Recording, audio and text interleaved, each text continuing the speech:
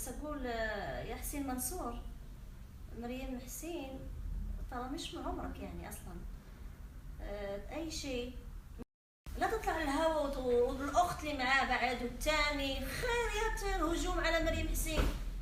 مريم حسين ده قد عيالكم، مش مريم حسين هي في البيت، هي في بيتها ويجونا مشاكل ويجونا فيديوهات على شنو ملكة الجمال غصبا عن اللي خلفها ملكة الجمال. عندي انا ملكة الجمال.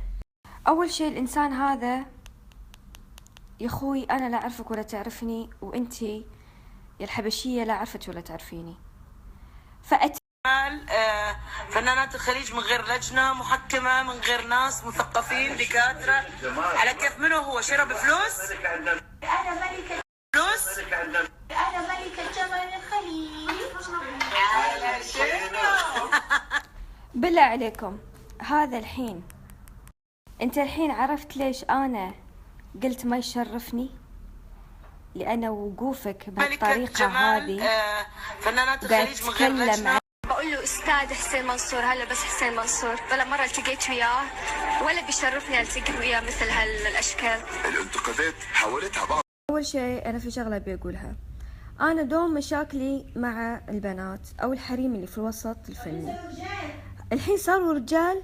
يعني يا بالشو على قولة اللبنانيين، رجل بقيمتك ونجوميتك. انا يا اخي كنت اشوف مسلسلاتك وانا عمري 10 سنوات. وسوري في شغلة ابي اقول لكم سوري عليها، انه انا كذبت حسين منصور. انا قلت اني مو شايفته، بس انا مبلا شايفته وشايفني وعارفني بس خلاص يعني ما احب الاسرار تنكب وما احب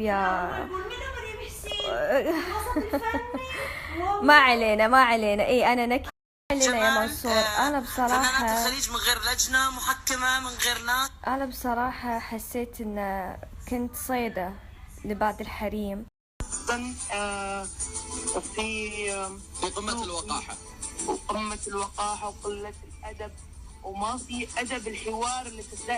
أول شيء بقول لك يا فلانة، أنا أصلا ما أحب أقول اسمك تعرفين ليش، بس يا فلانة أنت اللي ردا عليك يا قلبي عشان أنا أسوي الشو ما أسوي الشو، وليش ما أنا اسمي بروح الشو مو مثل وجهك وجه شمال. سوري أنت اللي